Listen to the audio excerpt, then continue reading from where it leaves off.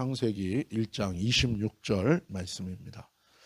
우리 제목을 한 목소리로 같이 읽겠습니다.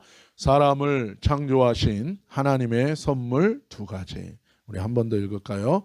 사람을 창조하신 하나님의 선물 두 가지. 우리 창세기 1장 26절 말씀 우리 한글 영어로 동시에 읽겠습니다. 하나님이 이르시되 우리의 형상을 따라 우리의 모양대로 우리가 사람을 만들고 그들로 바다의 물고기와 하늘의 새와 가축과 온 땅과 땅에 기는 모든 것을 다스리게 하자 하시고 아멘. 우리는 계속해서 창세기 1장의 창조에 관한 하나님이 우리에게 알려주시고 또 밝히 드러나게 하시는 이 말씀에 대해서 나누고 있습니다. 이 의미는 무슨 의미입니까? 하나님께서 창조에 대해서 말씀하신 이유가 있다는 것입니다. 왜 하나님이 창조에 대해서 말씀하십니까? 우리에게 사람에게 말씀해 주는 거예요. 이 세상은 그냥 생긴 게 아니라는 거예요. 이 세상을 시작하신 하나님이 계시다는 거예요. 그 하나님이 창조주이시고 그 하나님이 결국 우리를 죄와 허물과 심판에서 구원하실 분이시고 그 하나님은 우리를 향한 계획을 갖고 계신데 그것은 무엇입니까? 영원히 하나님의 나라에서 우리와 함께 안식하고 교제하기를 원하시는 그 하나님이시라는 거예요. 그렇기 때문에 사람은 그런 질문을 많이 합니다. 나는 왜 존재하고 나는 왜 어디서 와서 어디로 가는가? 이것에 대해서 하나님은 창세기, 창조의 말씀을 우리에게 주시면서 명확하게 말씀해주고 계신 것입니다. 왜 이 세상이 존재하는가? 하나님이 시작하셨다는 거예요. 그런데 하나님은 계획을 갖고 계시고 그래서 사람을 지으셨고 그 사람을 향한 하나님의 계획이 목적이 있다는 것에 대해서 너무나도 명확하게 얘기해 주는 거예요. 그렇기 때문에 이 하나님을 만나고 이 하나님을 깨닫고 이 하나님을 믿게 된 사람들은 자신의 삶을 향한 자신의 정체성이 분명해지게 되는 것입니다. 이제 여섯째 날 창조의 말씀을 우리가 나누는데 어떻게 보면 이 여섯째 날이 창조의 완전한 클라이막스인 거예요. 최고입니다. 최고. 그러니까 이 창조가 첫째 날부터 시작됐죠. 이것은 어떻게 보면 이 여섯째 날 창조를 위해서 이 창조가 단계적으로 순차적으로 시작된 것을 알 수 있는 것입니다.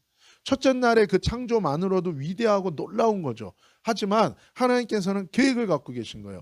하나님께서는 순차적으로 이 여섯째 날 창조를 위해서 하나님은 첫째 날부터 계속해서 순차적으로 창조를 해오셨다는 것을 우리는 알게 됩니다. 이 여섯째 날 창조의 그 창조의 마지막 끝에 어떻게 보면 결론이고 목적이고 이 클라이막스 정점에 누구를 창조합니까? 바로 사람을 창조하시는 것입니다. 창조의 클라이막스는 사람입니다. 사람의 창조예요. 어떻게 보면 하나님의 창조의 최종 목적은 사람을 창조하는 거예요. 그러니까 하나님이 이 세상의 창조를 시작하신 것은 뭐예요? 사람을 창조하는 것을 염두에 두고 그것을 목적으로 해서 이 모든 창조를 시작하셨다는 것입니다. 여러분 이것이 얼마나 놀라운 것인지 몰라요. 하나님이 우리를 사랑하는가? 당연하죠. 왜요? 하나님은 창조할 때도 뭐예요? 사람을 창조하는 것을 목적으로 해서 이 세상의 모든 것을 창조했기 때문에 그래요. 제가 잊지 못하는 일이 있는데 오늘이 대학부 할 때 모스크바 그 선교 아웃리치를 갔었어요. 그때 거의 한 250명 정도가 진짜 뭐 전세기를 동원해 가지고 서울에서 모스크바로 가서 그때가 1999년도였어요. 그러니까는 1992년도에 1992에 이 소련이 붕괴했잖아요. 그러니까 얼마 되지 않았을 때예요.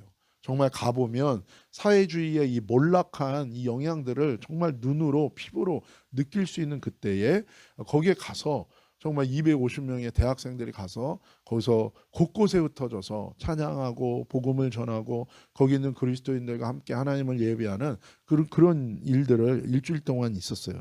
근데 그때 영적으로 정말 아주 극심했습니다. 그러니까 우리 대학생들 가운데서도 이 영적인 것에 눌려 있는 애들이 많은 거예요. 그런데 영적으로 이 충돌이 일어나는 곳에 가니까 속에 귀신들이 드러나기 시작하는 사건들이 있었어요. 그래서 첫날부터 시작해가지고 저는 진짜 그 모스크바 수련회 생각하면 귀신 쫓다가 온 것 같은 그런 느낌이에요, 사실. 근데 그 아이들의 그 연약한 것, 그 눌렸던 것들이 그 영적인 이 충돌하는 현상 속에서 다 드러나는 거예요. 드러나는. 여러분, 근데 뭐 귀신이 드러나면 큰일 난 거로 생각하지 않기를 예수님의 이름으로 축복합니다. 왜요? 여러분, 당연한 거예요. 어떻게 사람이 태어나서 살면서 여러 가지 영적 영향을 받게 돼 있어요. 중요한 것은 무엇입니까? 드러나서 그것을 쫓아서 그 사람이 자유케 되는 거, 이게 중요한 거예요. 벌벌벌벌 떠면서 아무 일도 없어야 되고, 그게 중요한 게 아닙니다. 우리는 문제를 두려워하지 않는 사람들이에요. 오히려 우리는 문제 뭐예요?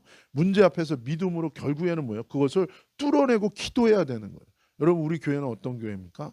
문제가 없는 교회가 아니라 문제가 있는 사람들을 풀어놓고 그 영적인 문제에 대해서 앞으로 이것을 풀어내고 사람들을 자유케 하는 그런 교회의 방향이 하나님께서 갖고 계신 거예요.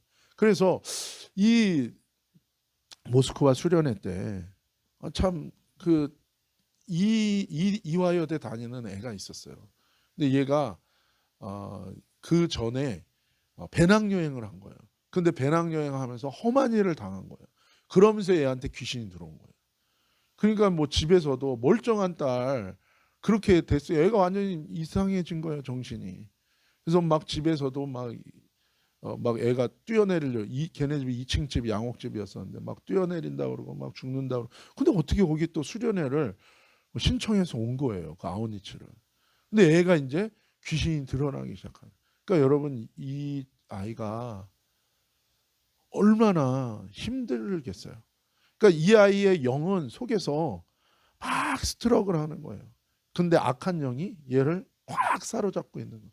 그러니까 막 자기가 원하지 않는 말을 하고 막 뛰어내리고 막 별별 짓을 다 하는데 이 아이의 영은 그 악한 영과 어둠의 영 때문에 고통당하고 있는 거예요. 고통당하고. 근데 어떻게 이 뭐 250명이 넘는 애들이 한꺼번에 뭐 모스크바를 가니까 비행기도요, 막 여러 비행기로 나눠서 갔어요. 근데 이제 어쨌든 제가 올 때는 맨 마지막으로 오는 애들을 인솔해서 오게 됐어요. 그게 한 25명 정도 됐었던 것 같아요. 그래서 본진이 이제 다 떠나고 차터 뭐 전세 내 가지고 비행기를 갔었으니까 얼마나 웃기냐면 이 소련 비행기잖아요. 그 당시만 해도 소련이 막 붕괴되고 그랬을 때니까 이게 뭐 완전히 민간 여행 비행기라고 하는데 진짜 황당한, 의자가요 그냥 180도로 젖혀져요. 그게 뭐 지금 비즈니스로 좋아서 180도로 젖혀지는 게 아니라 의자라고 볼 수도 없어요. 그리고 뭐 아니 하여튼간 근데 이제 다 가고 25명의 아이들, 마지막 애들을 제가 인솔해서 와야 되는데 본진을 그 공항에 전송을 한 다음에 숙소로 애들을 데리고 마이크로버스 같은 걸 타고 오는데 얘가 완전히 이렇게 딱 굳어져 있는 건 거예요. 영적인 상태가 드러나는 게 아니라 완전히 굳어져 있었어요. 근데 이제 지금 사모님 된 그 지영 자매라고, 이 자매가 워십하는 자매인데 이 자매가 이제 옆에 앉아서 얘 영적인, 그 친구도 영적인 분이니까 이 친구의 상태를 보는 거예요. 근데 그러니까 완전히 이렇게 딱 굳어져 있는 건 거예요. 근데 노을이 이렇게 지고 있었는데 그때 이 사모가 옆에서 그때는 사모가 아니었죠, 자매였었는데 이렇게 옆에 케어하라고 내가 붙여줬었어요. 근데 보면서 노을을 보면서 그러는 거예요. 이 아이의 이름을 부르면서 누구야? 저 노을을 봐라. 저 노을은 하나님이 너를 위해서 만드신 거야. 하나님이 너를 사랑하는 거는 명백해. 이 모든 만물은 정말 너를 위해서 만드셨어. 그 얘기를 해주더라고요. 근데 전혀 말을 안 하고 완전히 굳어있던 애가요, 갑자기 입을 여는 거예요. 근데 어떤 말을 하냐면 그러는 거예요. 아니야, 그렇지 않아. 하나님은 나를 사랑하잖아. 그게 누구 얘기예요? 귀신 얘기. 그 얘기를 하는 거예요. 근데 영적으로 반응하기 시작하는 거예요. 왜요? 그게 진리니까요. 이 모든 만물은, 저 아름다운 노을도 너를 위해서 하나님이 창조한 거예요. 그 말에 귀신이 뭐예요? 진리가 선포되니까 귀신이 견디지를 못하는 거예요. 견디지를 못하는 거예요. 막 난리를.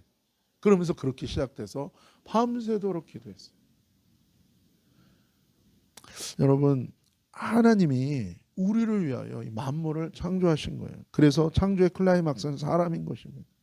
이것을 위해서 사람이 살 수 있는 환경과 동식물을 다 준비해 놓은 후에 사람을 최종적으로 창조한 거예요. 다른 말로 하면 하나님이 또 이 사람을 통하여 이 모든 만물을 뭐예요? 통치하기 위해서 먼저 만물을 창조하시고 사람을 창조한 거예요. 이것은 꼭 누구랑 똑같은 거예요? 하나님이 만물을 통치하시는 것과 똑같이 사람이 뭐예요? 하나님처럼 만물을 통치하게 하기 위해서 하나님이 그렇게 또한 창조하신 거예요. 그래서 우리는 하나님이 선물로 이 모든 만물을 주셨기 때문에 우리가 이것을 통하여 하나님께 감사하고 하나님의 사랑에 대해서 우리는 확신하고 믿음으로 붙들어야 되는 것입니다. 또 하나는 무엇입니까? 하나님이 주신 거예요. 그렇기 때문에 뭐예요? 하나님이 위임해 주신 거기 때문에 이것을 잘 돌보고 섬기고 관리해야 되는 청지기로서의 사명도 사람에게 있는 것입니다. 여러분, 우리가 오늘 첫 번째로 감사할 제목은 무엇입니까? 하나님이 정말 만물을 나에게 선물로 주셨다는 거. 이것에 대해서 감사하는 거. 그래서 내가 주장하는 마음이 아니라 뭐예요? 겸손하게 섬기고 하나님이 주신 것들을 소중하게 다루는 그 자세로, 그러나 하나님이 만물을 우리에게 선물로 주셨다는 것에 대해서 우리가 감사해야 되는 거죠. 그래서 하나님의 뜻은 무엇입니까? 믿음 안에서 하나님은 우리의 모든 것을 회복하기를 원하시는 겁니다. 바른 믿음은 무엇입니까? 우리가 바른 믿음을 갖잖아요. 그러면 만물을 우리에게 선물로 주신 하나님이 이 모든 만물을 결국에는 뭐예요? 다 회복시키실 거라는. 우리가 금요일에도 말씀을 나눴지만 한국교회에 있었던 전통은 무엇입니까? 분명히 하나님 안의 은혜와 축복이 와야 되는데 내 삶에 저주와 여러 가지 어렵고 힘든 일이 있을 때 한국교회의 모든 믿음의 선배들의 선택은 무엇이었습니까? 끝까지 믿음으로 인내하면서 하나님께 달라붙어 기도했던 거예요. 그럴 때 하나님의 언약대로 역사하시는 하나님의 응답과 역사를 보았던 거예요. 그것이 우리에게 또한 필요한 것입니다. 그래서 추수감사절처럼 매년 매달 매일 매순간 우리는 존재하는 모든 것을 창조하시고 시작하신 하나님을 기억하고 감사로 살아가는 것이 마땅한 것입니다. 감사하지 않는 건 죄입니다.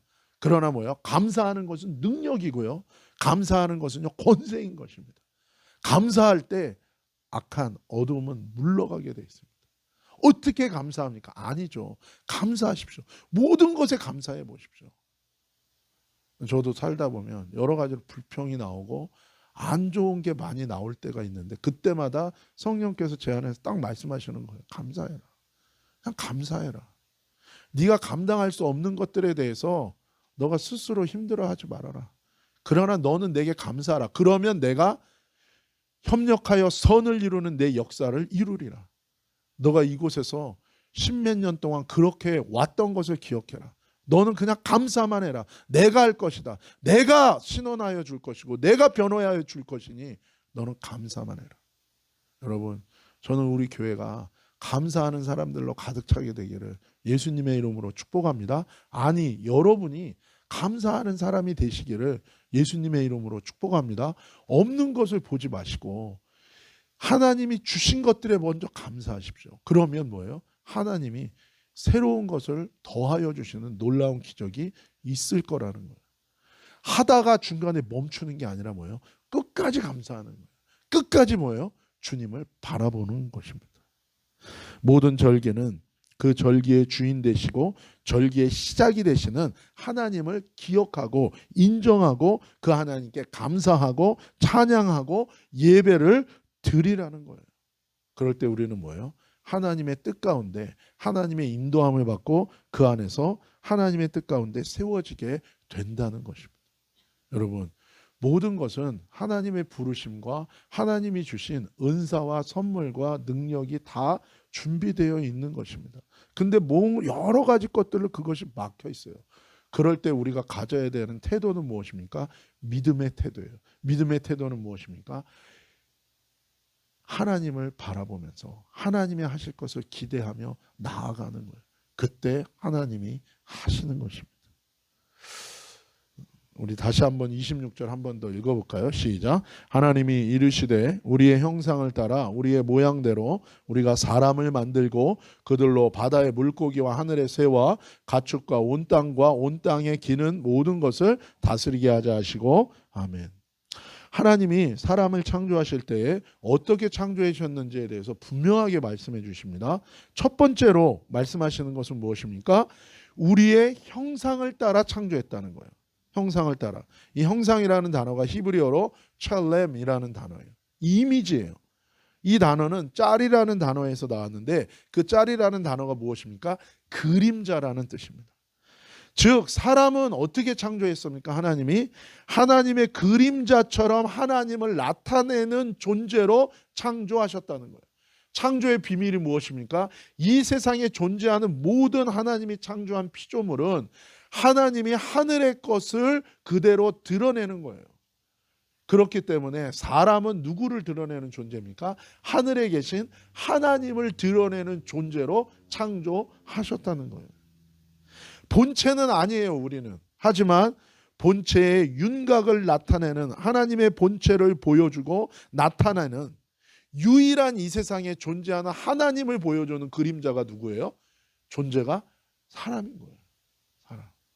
그것을 위하여 하나님이 우리를 창조하셨다. 두 번째는 우리의 모양대로 창조했다. 여기서 우리는 무엇입니까? 에하드, 성자, 성부, 성자, 성령. 자, 하나님은 하나예요. 근데 하나라는 건 1이라는 단수, 싱귤러를 얘기하는 게 아니라 뭐예요? 에하드예요. 에하드. 연합인 거예요. 유니티로서의 하나예요. 그래서 우리입니다. 하나님의 모양대로 창조하셨다는. 이 모양이라는 것은 히브리어로 데무트라는 뜻이에요. 데무트라는 단어인데 이 단어는 담이라는 단어에서 왔어요. 이 담이라는 단어가 무슨 뜻이냐면 피예요. 피. 그러니까 놀라운 건 뭐냐면요. 히브리어에 보면 히브리어는 하나님이 주신 언어잖아요.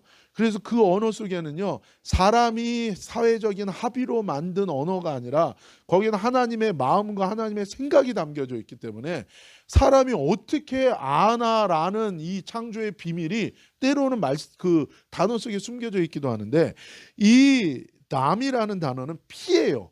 근데 여러분 속성을 얘기하는 거예요. 속성. 근데 피가 속성이라는 거예요. 그렇죠? 피가 다르다는 거예요. 그 피 속에 뭐가 들어있어요? 지금 과학이 발달되니까 다 의학이 발달되니까 알죠. 피 속에 뭐가 들어있어요?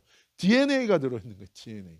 근데 히브리어 속에는요. 처음부터 이게 들어가 있는 거예요. 속성을 얘기할 때 그 속성을 얘기할 때 남이라고 피라고 얘기한 거예요. 그 속에 DNA가 있다. 그래서 하나님의 모양대로 사람을 창조했다는 말이 의미해요. 사람은 하나님의 속성과 하나님의 DNA를 갖고 있다라는 거예요. 즉 사람은요 원래 하나님을 드러내기 위해서 하나님의 그림자요, 하나님을 나타내고 또한 뭐요? 하나님의 속성을 그대로 가진 자로 태어나게 하셨다는 거예요. 그래서 시편 8편 5절에 이렇게 얘기합니다. 같이 읽읍시다. 그를 하나님보다 조금 못하게 하시고 영어와 존귀로 관을 씌우셨나이다. 아멘. 하나님보다 조금 못하게 창조하셨다는 거예요. 이게 못하다는 의미가 여기서는 부정적으로 창조한 것 같은데 그게 아니에요. 이 말의 뜻은 뭐예요?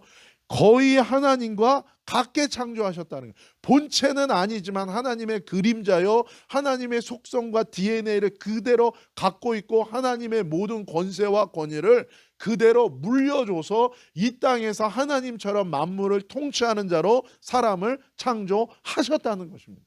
이것은 무엇을 의미합니까?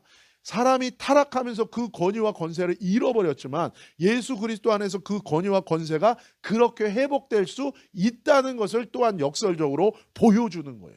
그래서 예수님을 믿고 모든 죄와 허물이 저주가 끊어지고 우리가 성령을 받고 그 안에 있으면 원래 창조된 첫 번째 아담이 타락 전에 첫 번째 아담의 그 형상으로 우리가 회복될 수 있다는 것입니다. 그것을 볼 수 있는 데가 교회가 되는 것입니다.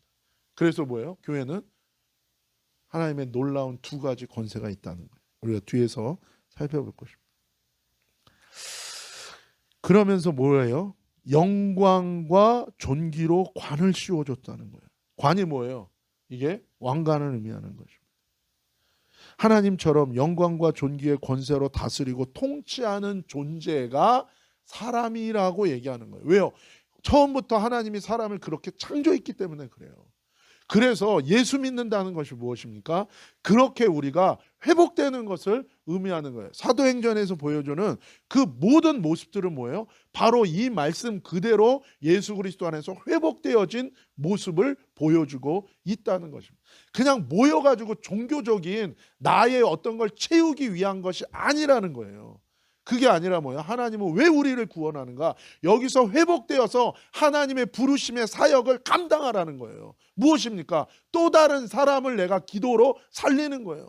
또 다른 사람에게 하나님의 말씀을 전해서 그 사람들이 하나님을 그렇게 따르고 예배하는 자로 만드는 것입니다.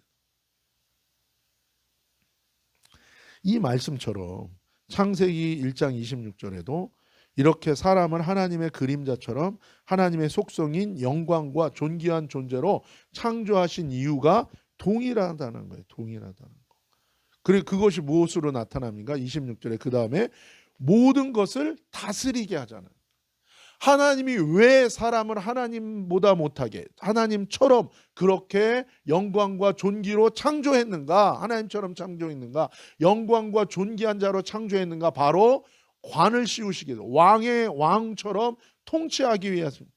그래서 창세기 1장 26절에도 보면 뭐예요? 모든 것을 다스리게 하기 위해서 하나님처럼 모든 것을 다스리는 것. 그걸 통해서 무엇을 보여주는 거예요? 하나님을 나타내는 것이 인간의 모습이라는 것이죠. 모든 것을 다스리게 하자고 말씀하신 목적과 이유가 사람을 하나님의 그림자와 속성을 가진 영광과 존귀한 권세를 가진 존재로 창조한 이유라는 거예요. 하나님을 대신해서 만물을 다스리는 존재로 창조한 것입니다. 여러분, 만물은 천국의 모형이라고 그랬죠. 사람은 하나님의 모형으로 그림자로 이 세상에서 하나님처럼 존재하도록 하나님이 창조하신 거예요. 그러니까 하나님이 제일 기뻐하시는 저와 여러분의 모습이 무엇입니까? 하나님처럼 사는 거예요.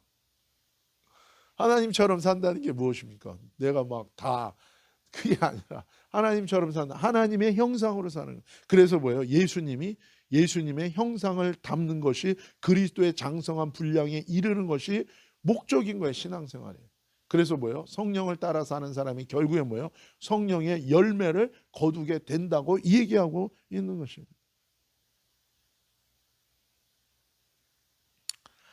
사람의 존귀함과 존재의 가치가 여기에 있습니다. 사람은 하나님의 형상 그림자요 하나님의 속성을 가진 자라는 거예요. 그래서 하나님이 다른 사람을 대할 때 존중하고 사람으로 섬기라고 말씀하신 근거도 여기에 있는 거죠. 우리가 말씀 나눴지만 예전에 그 팔레스타인 피에로 해방기구에 그 운전기사였던 그 사람의 원래 그 시크릿 미션이 뭐예요? 이스라엘 사람들 그 어세스네이션 하는 거예요. 그 암살하는 거예요. 뭘로요? 이 저격하는 거예요. 그 스코프로 사람들의 머리를 보고 그 머리를 저격했었다고. 근데 누군가 우연히 전해준 아랍어 성경을 받아서 읽게 된 거예요. 근데 창세기 1장 26절에 이 말씀을 읽은 거예요. 하나님이 사람을 하나님의 형상과 모양을 따라 창조했다는 그 순간에 성령이 역사하셨어요. 그래서 이 사람이 깨달아지기 시작한 거예요. 자기 스코프에 보였던 그 수많은 사람들의 머리, 얼굴. 나는 나의 철천지 원수인 유대인을 죽였다고 생각하는데 그게 아니라 뭘 죽인 거예요? 하나님의 형상을 내가 죽였구나. 그때 이 사람이 그 자리에서 회개하고 예수님께로 돌아오는 역사가 있었던 것처럼 하나님은 사람을 통하여 그렇게 하나님을 드러내는 거예요. 하나님의 처음 계획과 원래 계획과 목적은 하나님처럼 사람이 대신하여 위임받아 만물을 주님과 함께 다스리는. 그래서 저와 여러분의 삶을 통해서 하나님의 가장 두 가지 속성이 뭐예요? 사랑하시는 것과 그 다음에 뭐예요? 공의로운 거예요. 정의로운 거예요. 사랑하고 우리가 의로 사는 것, 정의롭게 사는 것. 이 두 가지를 우리가 살아갈 때 하나님 우리를 통해서 뭐예요? 하나님이 영광 받으시고 하나님이 그 모습을 가장 기뻐하신다는 거죠. 계시록 20장 4절 말씀 같이 읽읍시다. 시작. 또 내가 보좌들을 보니 거기에 앉은 자들이 있어 심판하는 권세를 받았더라. 또 내가 보니 예수의 증거와 하나님의 말씀을 인하여 목배임을 받은 자의 영혼들과 또 짐승과 그의 우상에게 경배하지도 아니하고 이마와 손에 그의 표를 받지 아니한 자들이 살아서 그리스도로 더불어 1000년 동안 왕노릇 하리로다. 그 다음에 누가복음 22장 29절에 30절 시작. 내 아버지께서 나라를 내게 맡기신 것 같이 나도 너희에게 맡겨 너희로 내 나라에 있어 내 상에서 먹고 마시며 또는 보좌에 앉아 이스라엘 12지파를 다스리게 하려 하노라. 아멘. 여러분, 만물을 다스리는 것은 시작이지만 궁극적으로 결론적으로 하나님이 우리에게 다스리게 하고 싶은 건 뭐예요? 하나님과 함께 다스리는 일을 하기를 원한다는 거예요. 그게 첫 번째는 언제예요? 예수님이 재림하셔서 이 땅에 예수님의 나라를 세운 다음에 그 1000년 동안 그렇게 주님과 함께 첫째 부활에 참여한 자들이 1000년 동안 함께 다스릴 거라는 거예요. 그때는요, 메이어 시장들이요, 첫째 부활에 참여한 자들이 그렇게 될 거예요. 그래서 뭐예요? 몇 고을을 나누죠. 몇 개 도시를 나눌 거라고 얘기하고 계신 거예요. 그 다스리는 게 첫 번째. 그 다음에 뭐예요? 영원히 뭐예요? 주님의 나라에서 함께 다스리는 거예요. 그래서 우리를 뭐라고 또한 성경은 얘기합니까? 예수님 안에서 우리가 하나님의 자녀가 된 것을 뭐라고 얘기합니까? 누가 됐다고 얘기하는 거예요? 하나님의 자녀가 된 것과 동시에 상속자가 됐다고 얘기하는 거예요. 상속자는 누구예요? 하나님 나라의 모든 유업을 그대로 물려받는 사람이라는 거죠. 물려받는 사람. 이것이 우리에게 있는 우리의 아이덴티티고 우리의 비전이라는 것입니다. 그래서 예수님이 재림하셔서 이 땅의 원래 계획대로 하나님의 나라인 천년왕국이 세워지고 첫째 부활에 참여한 성도들과 함께 이 땅의 나라와 사람들을 다스리고 통치하는 실제 이 땅에 그것이 이루어지게 된다는 것입니다. 교회와 성도의 소망과 비전은 이것입니다, 여러분. 여러분, 왜 교회가 방향을 잃습니까? 이 땅의 것만 생각하는 거예요. 우리는요, 이 땅이 결론이 아니에요. 여러분이 이 땅에서 무슨 일가를 이루고 잘 되고, 당연하죠. 그렇게 되기를 바랍니다. 그러나 그게 끝이 아니라고요. 궁극적으로 우리의 소망은 어디 있습니까? 여기가 아니에요. 우리는 하나님 나라에 가서 거기서 뭐예요? 상급을 받고 거기서 예수님과 함께 다스릴 그 소망을 갖고 사는 거예요. 우리는 어디서 삽니까? 하나님의 그 도성에서 사는 거예요.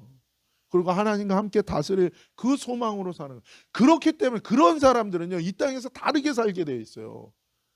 자기 재산도 다르게 쓰게 돼 있고요. 자기 시간도 다르게 쓰게 돼 있고요. 자신에게 남아있는 힘도요, 다르게 쓰게 돼 있다고요.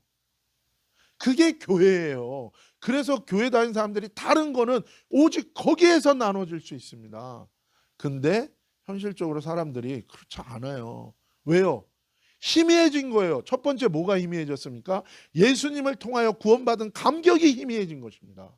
여러분, 진짜 구원받은 감격이 있는 그냥 교회 나오고 종교 바꾸고 새롭게 종교 생활한 정도가 아니라 아까 우리가 찬양한 것처럼 I was a wretch. 나는 죄인이었고 난 인생에 소망이 없었는데 예수님 때문에 내가 구원받았다. 그때 여러분 어떻게 그 전과 후가 똑같이 사냐고요. 왜 예전에 모두 다 은혜 받으면 다 신학교 가려고 그랬습니까? 물론 그게 좋은 건 아니에요. 그렇죠? 그래서 그러잖아요. 다 신학교 가냐? 그 좋은 건 아니지만 여러분, 그러나 뭐는 있었어요? 이제 예수 믿고 구원받으면요, 딴 게 안 보이는 거예요. 주님만 위해서 사는 거고 다른 가치가 아니라는 걸 다 내려놓을 만큼의 변화가 일어난 거예요, 여러분. 그게 진짜 교회고 그게 진짜 성도예요, 여러분. 그게 있냐고요, 저와 여러분 가운데. 주님은 그걸 얘기하고 계신 것입니다. 그게 있는 거예요, 그게. 그 두 번째는 무엇입니까? 천국에 내 집이 있다는 거예요, 천국에. 하나님 나라에 대한 분명한 비전이 없는 교회는요, 성도는요, 철저하게 세상적일 수밖에 없어요. 그렇죠. 가다가 지치죠. 뭔 재미가 있어요. 하다가 한두 번이지. 누가 그러더라고요. 죽은 자 살려줘봐야 3년이래요. 죽은 자 살려줘봐야 그 교회 와가지고 헌금하고 생활하는 거 3년이래. 3년 한 다음에는 그 다음에 이제는 더 이상. 본인이 소망이 있어야 돼요. 천국에 대한 소망. 그리고 본인이 명확한 부르심에 대한 크게 있어야 돼요. 그러니까 여러분, 그거가 여러분에게 있기를 예수님의 이름으로 축복합니다. 우리가 끝까지 갈 수 있는 거는요, 딱 두 가지예요. 구원에 대한 감격이에요. 이게 있어야 돼요. 그리고 두 번째는 무엇입니까? 천국에 대한 명확한 소망과 비전인 거예요.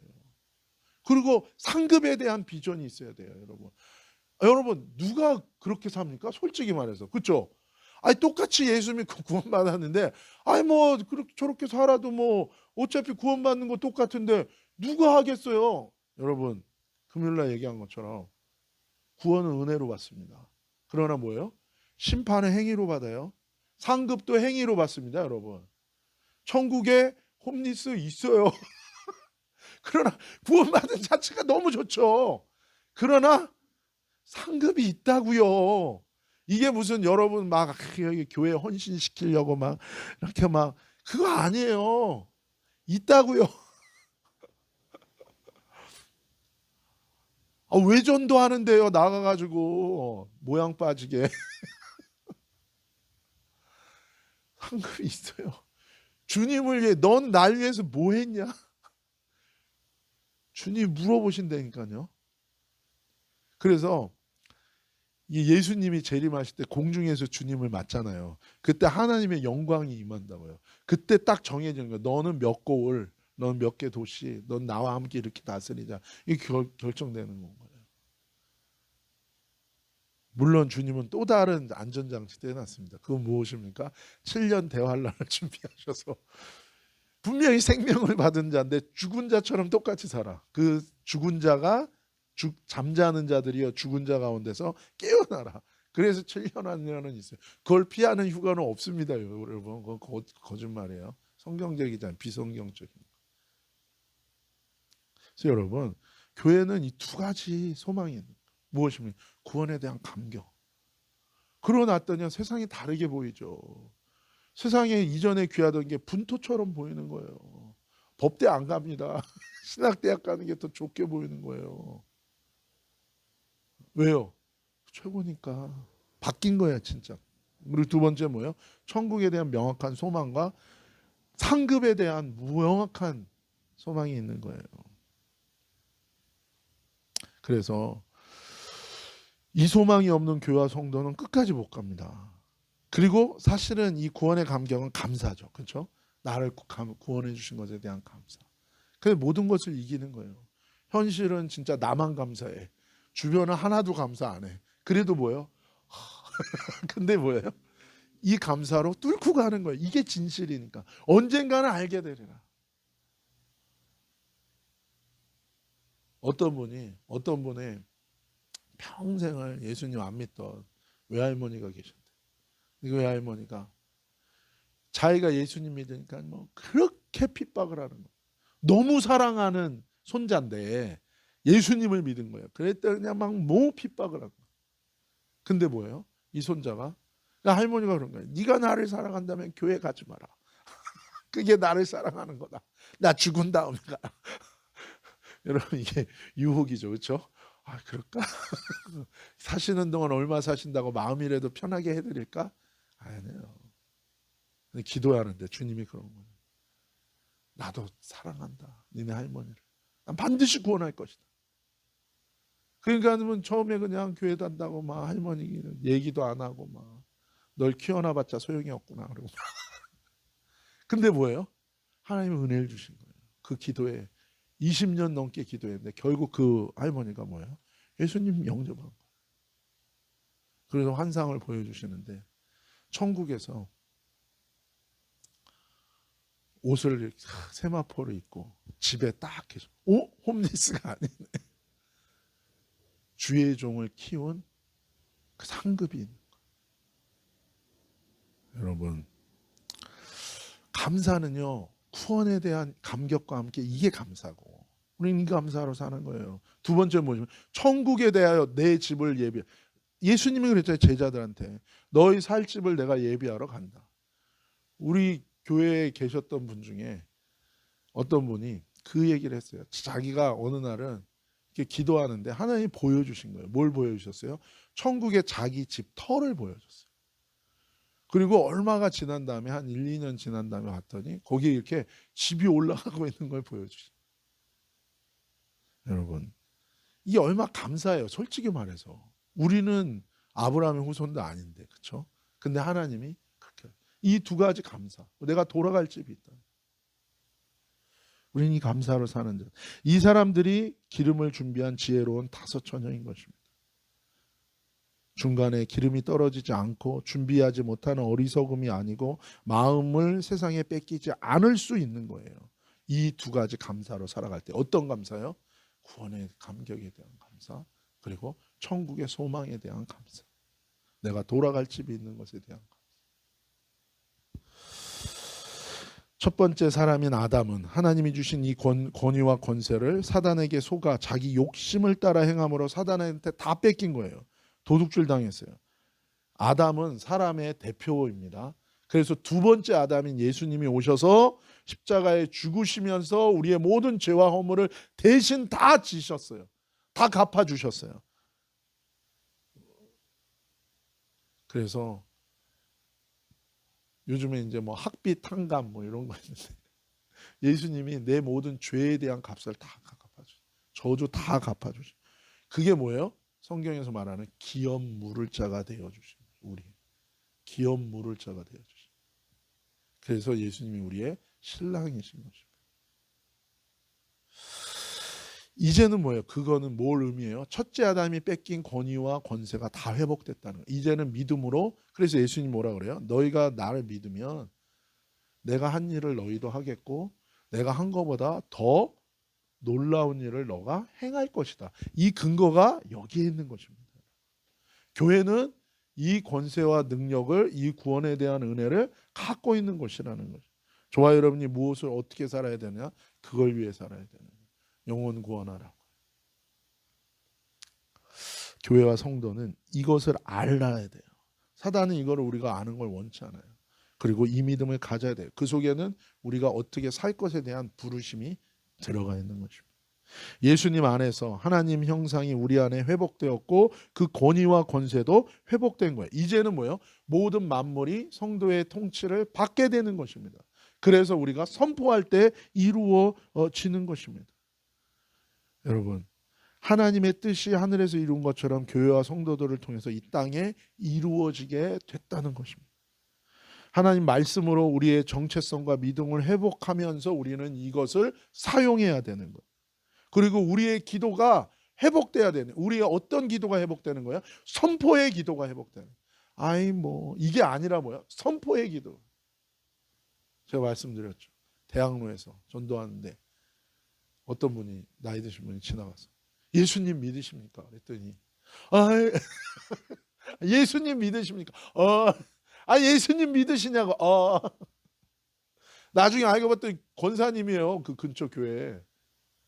왜 예수님 믿는다고 얘기를 안 하십니까? 하도 기독교가 요즘에 욕을 먹어가지고. 여러분, 우리가 어떤 존재입니까? 뒤로 물러가 침륜에 빠지는 존재가 아니라 영혼을 구원하는 믿음을 가진 자예요. 물론 그거를 이 구원의 소망, 구원의 감격, 천국의 소망을 잃어버리니까, 그 감사를 잃어버리니까 뭐야? 세상의 것을 추구하다가 죄 짓고 넘어져서 욕먹는 거예요, 교회가. 그러면 입 다물고 그냥 가만히 눌려서 있는 겁니까? 아니죠. 회개할 건 회개하고 다시 이 권세와 권위로 살아야죠. 그래야 세상에 소망을 주고 영혼들을 구원할 거 아니에요. 주님은 우리한테 다스리게 한다 그랬어요. 이거는요, 정복이라는 단어랑 같은 단어예요. 이것은 어떤 의미냐면요, 전쟁에 이겨가지고요, 상대방 이 왕의 목을 딱 밟는 거를 의미하는 거예요. 우리가 그렇게 돼. 누구에 대해서? 사단에 대해서, 마귀에 대해서, 귀신에 대해서. 예수 이름으로 우리는 뭐예요? 선포하는 거예요.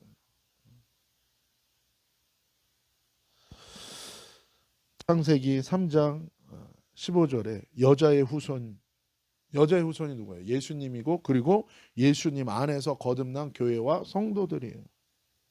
뱀의 머리를 깨트리고 승리할 것이다. 이제는 뭐예요? 이 승리를 통하여 하늘과 땅의 모든 권세를 예수님 받으시고 왕의 통치권도 받았는데 그것을 위임한 것입니다. 성령님 안에서 교회와 성도들에게 위임한 거예요. 에베소서 1장 22절에 23절 시작. 또 만물을 그 발 아래 복종하게 하시고 그를 만물 위에 교회의 머리로 주셨느니라. 교회는 그의 몸이니 그 만물 안에서 만물을 충만케 하시는 자의 충만이니라. 에베소서 다른 구절에 보면 이제 만물을 통일케 하고 충만케 한다는 거예요. 교회가 예수님을 머리로 삼고 온전한 주님의 몸인 교회가 되면 만물이 교회의 통치를 받는다는 것입니다. 이것은 영적인 것이고, 첫 번째는 이건 영적인 거예요. 내 안에 이루어지는 것이고 영적으로 이루어지는 것이고, 이것은 나중에 예수님이 재림하시면 이 땅에 실제적으로 또한 이루어지게 된다는 거예요. 이것을 영이신 하나님으로 하는 게 아니라 인간의 정치력과 돈과 권력과 종교 권력으로 이루려고 하는 게 카톨릭이에요. 우리 마음에서부터 일어나야 돼요. 우리 영혼들 가운데서 이 회복이 일어나야 되고, 재림 때는 세상과 사회 속에서 예수님이 직접 바꾸시고 역사하는 그것이 이루어진다는 거예요. 교회 안에서 만물을 통일하고 충만케, 뭘로 충만한 거예요? 고통으로 충만한 이 세상에서 뭐예요? 하나님의 성령으로 충만하고 회복과 치유로 하나님의 생명으로 충만케 하는 건 거예요. 그래서 교회는 뭐예요? 선포하는 것입니다. 선포할 때 회복되고 치유되고 온전히 구원받는 역사가 일어난다는 것입니다. 그래서 사도 바울이 늘 감사하던 그 기도의 제목이 에베소서에 나와요. 1장 16절에 19절이에요. 시작.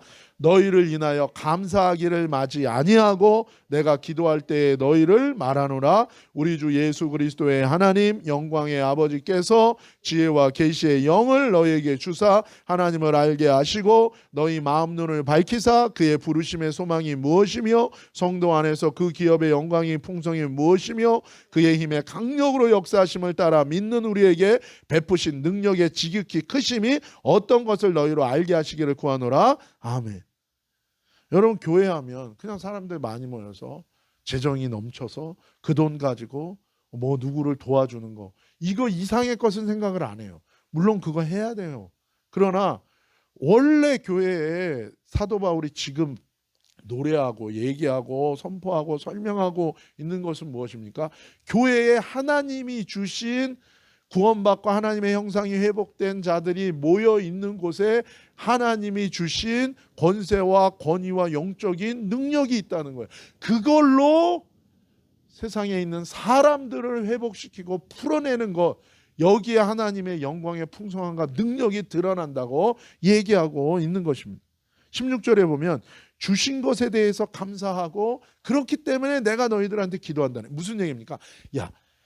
예수님 안에서 이제 교회된 너희들에게 하나님이 주신 것이 있어. 이건 너무 놀라운 거야. 난 이걸 생각하면 너무 감사해. 그러니까 우리가 모여서 감사해야 되는 것은 단순히 그냥 두 가지예요. 나의 생활 속에서의 감사가 있어요. 하나님이 나를 지켜주시고 보호해 주시고 은혜 주시고 축복하시고, 이 감사해야 돼요. 두 번째는 무엇입니까? 우리를 통하여 하나님께서 이루고자 하시는 하나님의 놀라운 권위와 권세를 통하여 영적인 부르심이 있는 건가요? 우리를 통하여 뭐예요?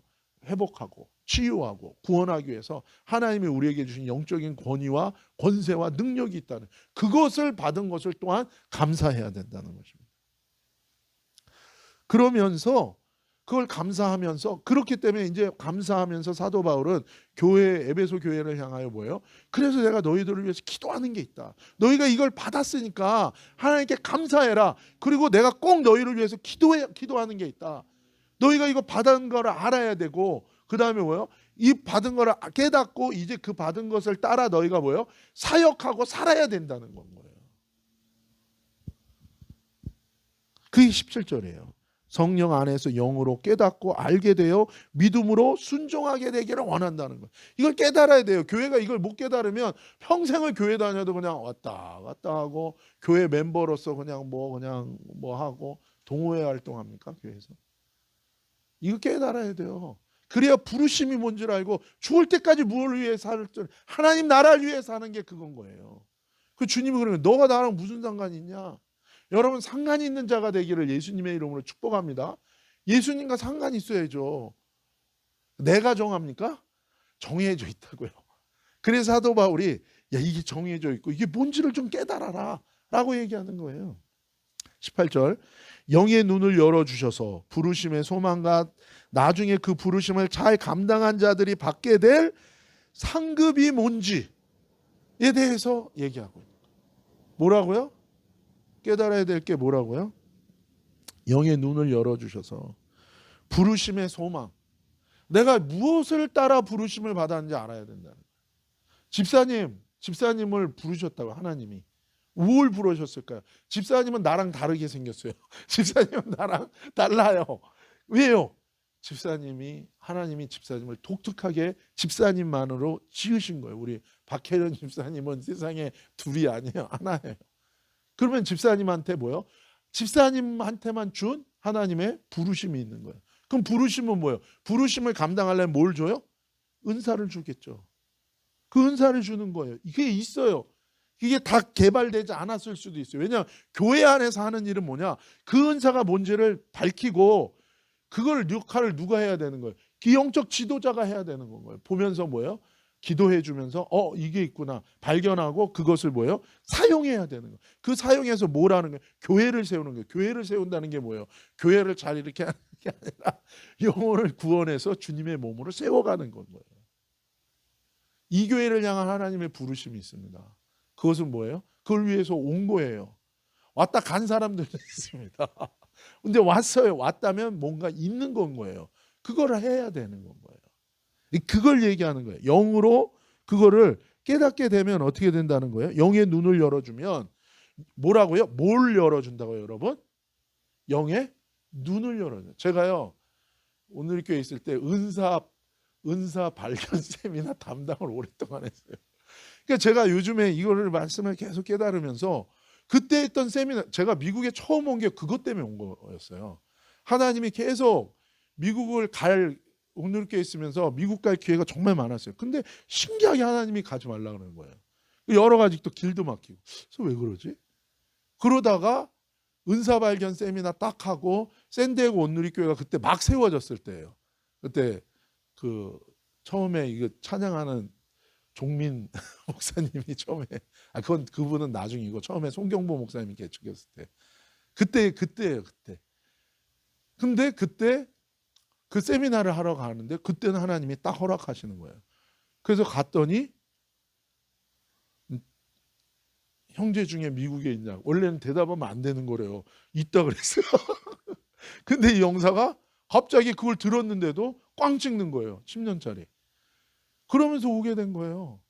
그래서 처음에 미국 온 게 그것 때문에 왔어요. 그것 때문에. 은사 발견 세미나. 근데 은사 발견 세미나가 다 좋은데 그 때문에 왔어요. 근데 요즘에 그래서 그거를 다시 많이 생각을 해요. 근데 여기 보면 어떻게 이게 발견될 수 있다고요? 뭘 열어줘야 된다고요? 뭘 열어줘야 된다고요? 육의 눈으로 아니라 영의 눈을. 영으로 이게 열려야 되는 거예요. 이건 두 가지 의미가 있습니다. 내 영이 열려야 되는 것도 있고요. 또는 뭐예요? 영으로 깨달아야 된다는 거예요. 왜요? 이거는 영적인 거기 때문에. 거기에 그럴 때 뭐예요? 우리의 콜링을 알게 된다는 거예요. 여기 계신 분들이 각자 다 있어요. 집사님은 이쪽으로, 집사님은 이쪽으로, 집사님은 이쪽으로 다 있는 건 거예요. 이거를 에베소서에서는 뭐예요? 이거를 모아가지고 하나 되게 해야 된다는 거예요. 그래서 교회에서 해야 되는 거예요. 개인이 하는 게 아니에요.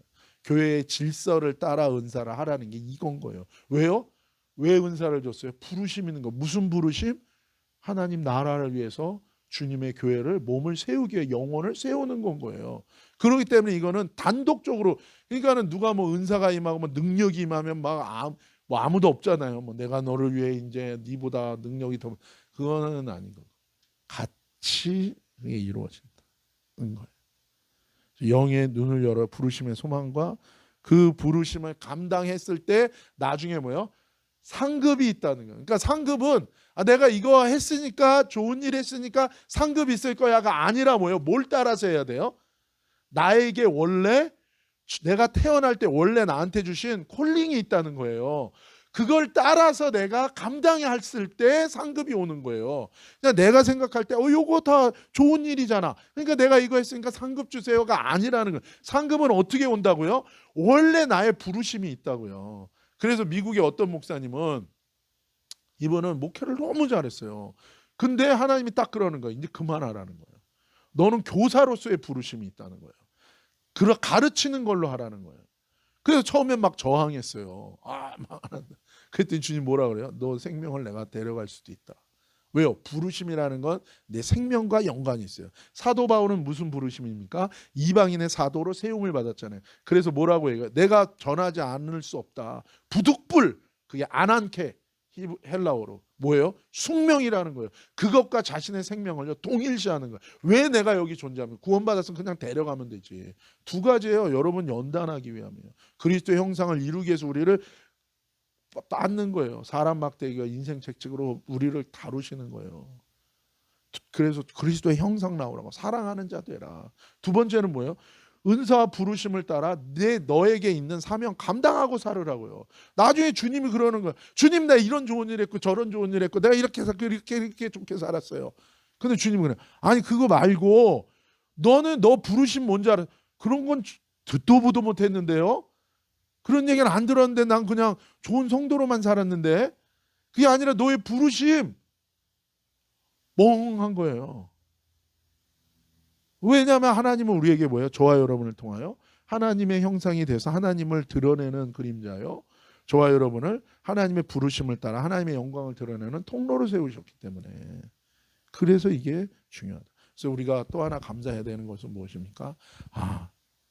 교회와 성도들에게 하나님이 처음 주셨던 그 권세와 능력을 예수님 안에서 다시 회복해 주신 거. 그리고 우리를 어느 누구도 그냥 태어난 사람이 없고 다 부르심이 있다는 거예요. 그 부르심을 따라 우리를 사용하시고 우리를 쓰시기 위해 존귀한 통로로 우리를 세우셨다는, 이걸 감사하고 우리가 그것을 사모하고 구해야 된다는 거예요. 그럴 때 교회는 이 시대 속에서 자기의 길을 가는 교회가 아니라 주님의 길을 가는 교회로 저와 여러분이 세워질 수 있다. 우리에게 주어진 삶을 그걸 위해서 살아야 되는 것입니다. 많은 일들이 있어도 우리는 멈추지 않고요, 함께 마음을 애하드 여기에 하나 해야 돼요. 그래서 가는 거예요. 그래서 저는 정말 여러분을 위해서 기도할 때 여러분의 영적인 부르심이 드러나게 되기를 예수님의 이름으로 축복합니다. 여태까지는 저 교회에서 그런 얘기 별로 안 했습니다. 근데 이제는 때가 됐고 여러분이 그거를 발견하도록 도울 것이고 기도할 것이고, 그리고 그게 발견되어서 그건 곧 뭐예요? 여러분에게 주어진 은사를 또한 여러분이 알고, 그래서 그것을 훈련받고 그것을 가지고 함께 뭐예요? 사역을 감당하는 거예요. 그래서 주의 몸을 이 얼바인에서 세우기를 바랍니다. 이것이 우리가 감사해야 될 제목이에요. 우리가 한 해를 보내면서 여전히 우리 삶에 풀리지 않은 많은 일들이 있지만, 그러나 여러분 믿음으로 선포하며 나아가기를 예수님의 이름으로 축복합니다. 저를 따라서 한번 선포하세요. 우리는 예수님 안에서 믿음으로 모든 것을 이기고 세울 것이다. 할렐루야. 여러분은 여러분 가정에서 하나님이 여러분을 부르시고 세우셨어요. 여러분을 세우는 자로, 개척자로, 여러분을 뭐예요? 치유자로, 회복자로, 여러분을 빌더로 여러분을 세우셨어요. 여러분 다른 것으로 우리가 기뻐하지만 이 기쁨이 우리에게 있으면요 좋은 것입니다. 여러분 제가 10몇 년 동안 마켓 가서 전도할 때 얼마나 구질구질하게 보였겠어요. 그러나 저는 전혀 구질구질하게 보이지 않았습니다. 제 속에서. 왜 그래요? 문제가 없어서가 아니에요. 상황이 쉽지 않아서가 아니에요. 여러분 얼바인에서 목회하고 한국 가셨던 분을 제가 만났어요. 여러분도 다 아시는 분이에요.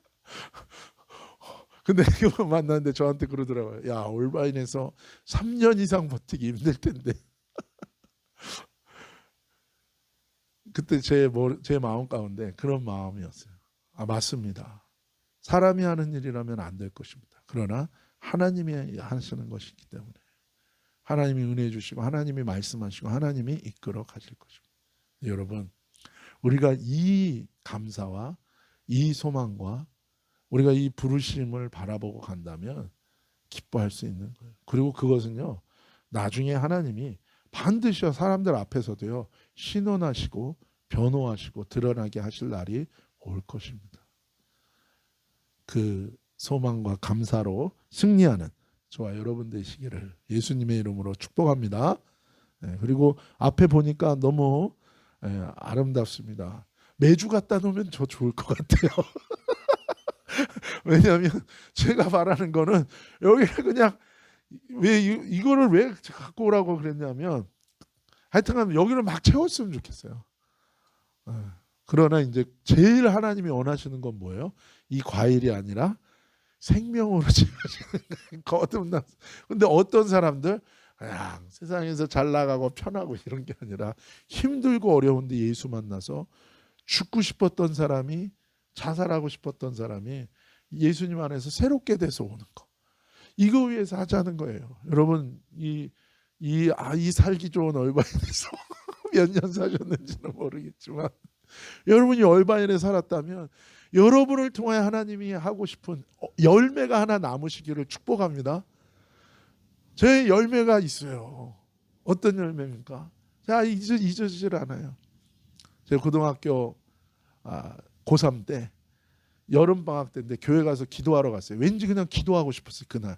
그래서 가가지고 그냥 낮에 혼자, 저희 교회 되게 가난한 동네에 있었어요. 저희 집은 조금 괜찮은데 교회는 가난한 동네, 제 친구가 전도해서 간 교회인데 거기 갔다가 기도하러 갔다가 그냥 왠지 기도하고 싶어서 그래서 갔다가 오후 3시쯤 돼서 이렇게 오는데 얼마나 뜨겁겠어요. 근데 그 대광 초등학교, 고등학교 그 개천의 그 세느강이라고 불렀는데 그 다리에서 만난 거예요. 주유소 하나 있었어요.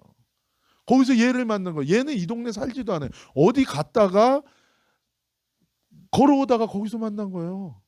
그래서 만나가지고 제 학교 서클 후배인데 얘한테 복음을 전한 거예요. 그 자리에 서서 1시간 반 동안. 여름에. 저도 어떻게 전했는지 모르고 얘는 그걸 들었어요. 그래서 얘가 예수님 영접하고 교회 왔고 저는 이제 그 교회 사역하느라고 떠났는데 그 교회 집사가 돼서 섬기다가 불치병을 얻어서 얘가 죽었어요. 얘가 경희대학병원에 마지막으로 코마 상태에 있었는데 제가 가가지고 그때 제가 오늘리교회 전도사 할 때예요.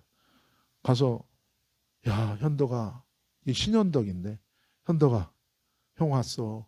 근데 얘가요 코마잖아, 코마. 근데요 내 소리를 듣더니 기도를 듣더니 얘가 눈물을 이렇게 흘리더라고요. 그리고 며칠 후에 하나님 나라 갔어요. 근데 얘가 천국에 있는 걸 하나님께서 저에게 보여주셨어요. 얘가 그러더라고요. 형 고마워. 형 때문에 내가 천국 왔어. 근데 홈리스야. 근데 뭐 큰일은 안 했나? 예수 믿은 지 얼마. 근데 얘가 너무 기뻐하는 거예요. 너무 기뻐하는 거예요. 그리고 그 천국을 거니는 그 모습이 너무 기쁜 거예요. 제가요 너무 기쁜 거예요. 여러분 이 얼바인에서도 그런 일들이 일어나기를 축복합니다. 여러분 얼바인에서 여러분 사시다가 언젠가는 이제 가실 텐데 가기 전에 우리가 뭐예요? 열매가 남기를 원해요. 무슨 열매? 나를 통하여 죽을 사람이 살아나는 생명의 역사가 일어나기를 예수님의 이름으로 축복합니다.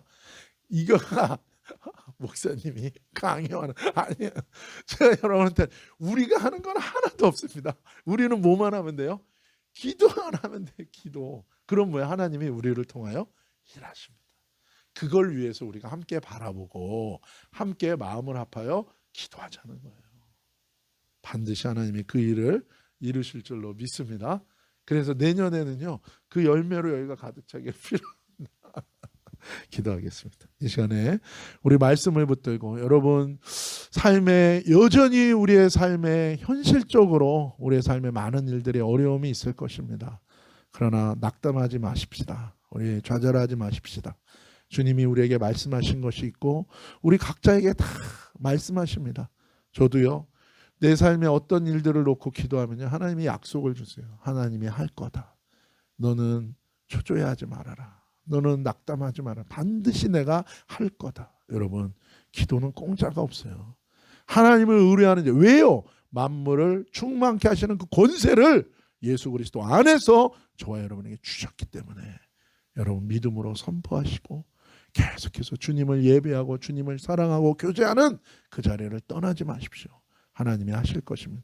사람의 힘과 능으로 안 됩니다. 그러나 여호와의 신으로 성령께서 역사하시면 됩니다. 그래서 여러분, 우리가 감사할 수 없을 때 더 감사합시다. 그리고 이 감사로 또 이 선포로 우리가 더 감사할 열매가 풍성하게 주시는 주님의 은혜를 우리가 사모하기를 원합니다.